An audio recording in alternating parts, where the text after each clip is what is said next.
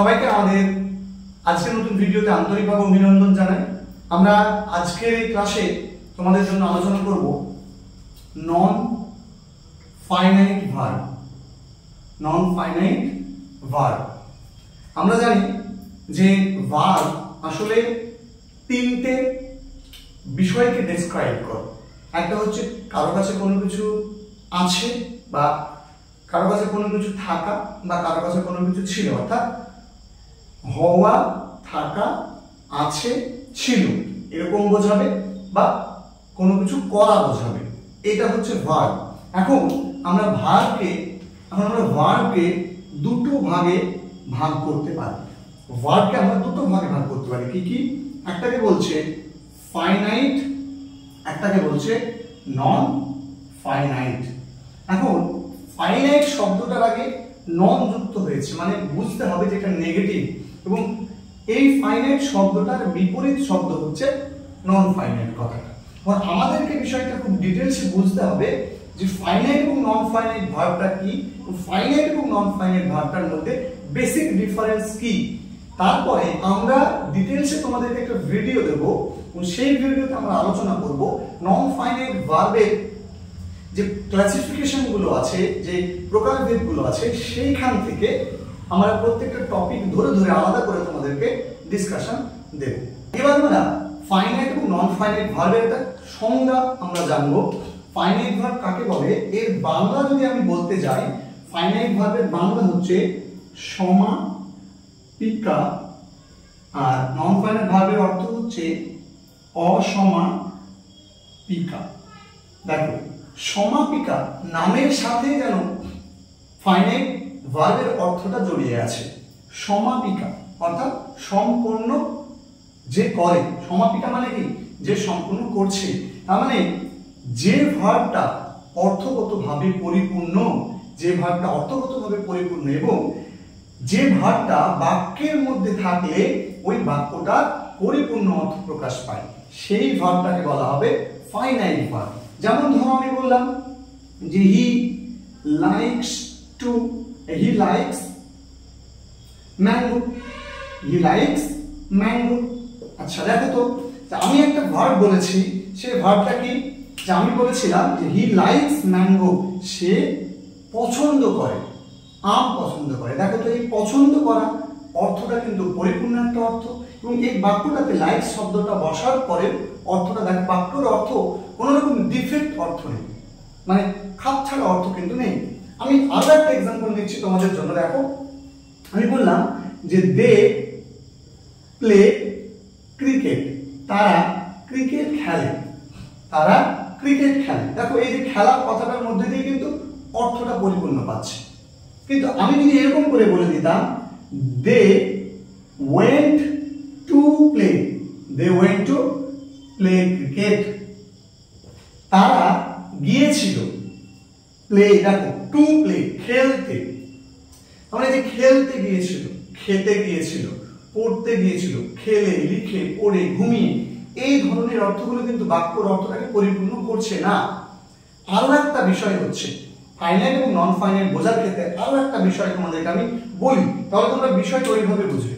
আর অসমাপিকা মানে অর্থ অসম্পূর্ণ রাখে যে ক্রিয়া। দেখো, টু প্লে খেলতে, প্লেইং খেলতে, খেলে, পড়ে, লিখে, ঘুমিয়ে, এই ধরনের হচ্ছে ভার্বগুলো হচ্ছে নন ফাইনাইট ভার্ব।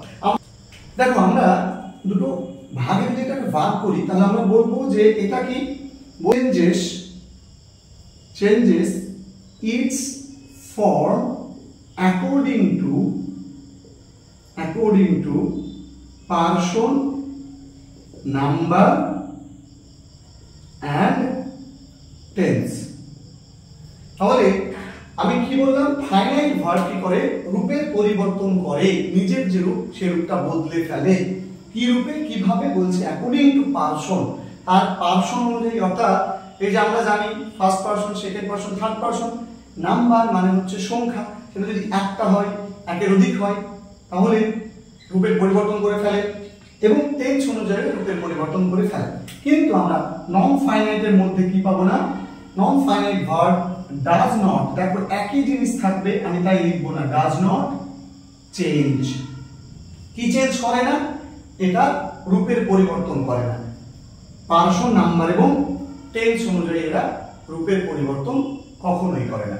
এখন প্রশ্ন হলো যে তাহলে এই ভার্বগুলো হচ্ছে চেঞ্জেবল, এগুলো হচ্ছে আনচেঞ্জেবল।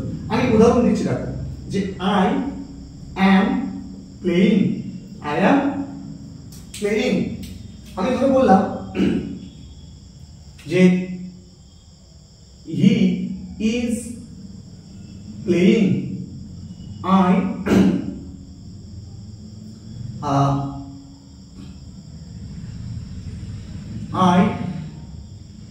আচ্ছা দেখো এই দুটো নিয়ে আমরা বুঝি, এই দুটো নিয়ে বোঝো।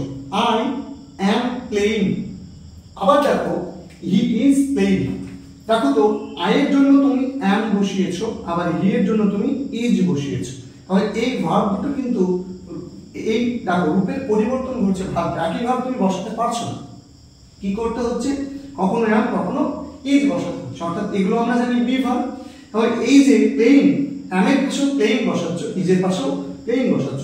আমি বলতে পারতাম যে I was playing, I was playing. দেখো এটা আই এর পর ওয়াজ বলে দিলাম, কিন্তু এখানেও কি বললাম, প্লেইং। আর এই প্লেইং ভার্বটা কিন্তু পরিবর্তন হচ্ছে না। দেখো আমি বলছি যে আই হ্যাভ প্লেড, আমি খেলেছিলাম, ঠিক আছে। হি হ্যাজ প্লেড, আবার ধরে বলছি যে দে হ্যাড প্লেড। তুমি দুরকমই বলতে পারো, তাই না? যে এখানে দেখো আই এর জন্য হ্যাভ বসছে, হি এর জন্য হ্যাজ বসছে, ভাবটা চেঞ্জ হচ্ছে, কিন্তু এখানে প্লেড থাকছে, এখানেও প্লেড থাকছে, এখানেও প্লেড থাকছে। তাহলে এই যে রূপটা পরিবর্তন, এক ধরনের ভাব রূপের পরিবর্তন করছে, আর এক ধরনের ভাব রূপের পরিবর্তন করছে না। তাহলে যারা রূপ বদল করছে তারা হবে ফাইনাইট ভার্ব, আর যারা রূপ বদল করছে না তারা হয়ে যাবে কি, নন ফাইনাইট ভার্ব। আবার ধরো আমি বললাম যে I went to play cricket. ধরো বললাম যে I go to play cricket. আমি ধরে বললাম হি গোজ টু প্লে ক্রিকেট। আমি ধরে বললাম Reba has gone to play cricket. এখানে লক্ষ্য করো তো, এই যে ভার্বটা আমি লিখেছি, আরেক পরে ওয়েন্ট হচ্ছে, আরেক পরে গো, কখনো গোজ কখনো হ্যাজ গন হচ্ছে, ইয়েস অর নো। তাহলে এই যে ভার্বটা কি করছে, রূপের পরিবর্তন করে ফেলছে। কোন ভার্বটা বলো তো, এই গো ভার্বটা দেখো তার রূপের পরিবর্তন করে ফেলছে। তখন এই ভার্বটা হয়ে যাবে ফাইনাইট ভার্ব। আর দেখো to play, to play, to play, to play, রূপের পরিবর্তন করছে না। দ্যাট মিন্স এটা হয়ে যাবে তোমার অসমাপিকা ক্রিয়া। খুব সিম্পল একটা বিষয়। দেখো এবার আমরা বলতে পারি যে এই ফাইনাইট ভার্বের বিশেষ প্রকারভেদ আছে, নন ফাইনাইট ভার্বের একটা বিশেষ প্রকারভেদ আছে। আমাদের আলোচ্য বিষয় কিন্তু সেই জায়গাতে নয়।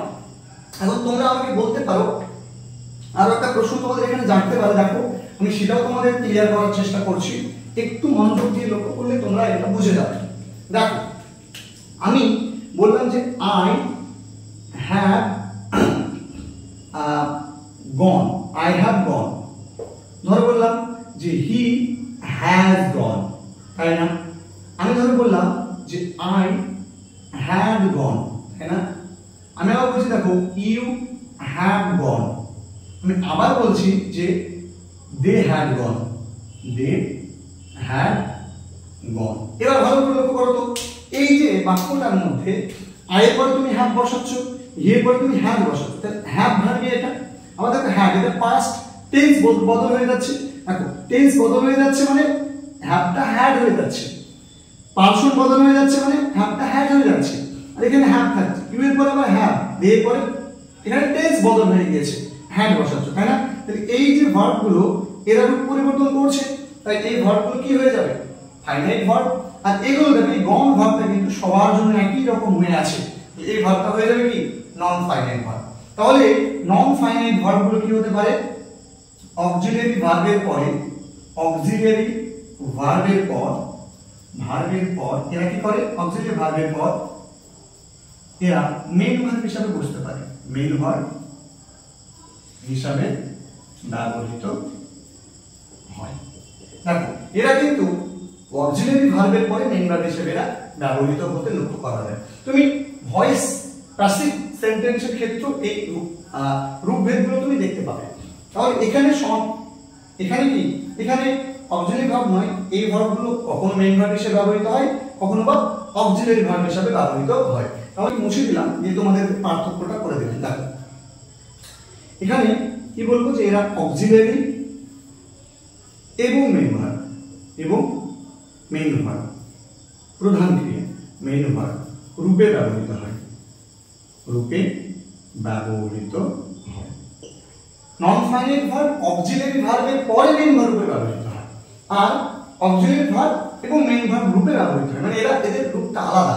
তাহলে এই ভার্বটা নন ফাইনাইট ভার্বটা একটু বাক্যের প্রধান ক্রিয়া হিসেবে ব্যবহৃত হতে পারে, কিন্তু অবশ্যই তার আগে একটা অক্সিলারি ভার্ব থাকতে হবে। এই হচ্ছে basic difference between non finite finite and non finite. এবার আমরা নন ফাইনাইটের একটা ক্লাসিফিকেশন তোমাদেরকে আমি করে দিই।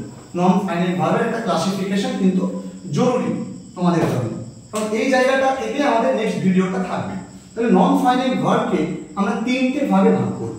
একটাকে বলবো জেরান্ড, একটাকে বলবো পার্টিসিপল,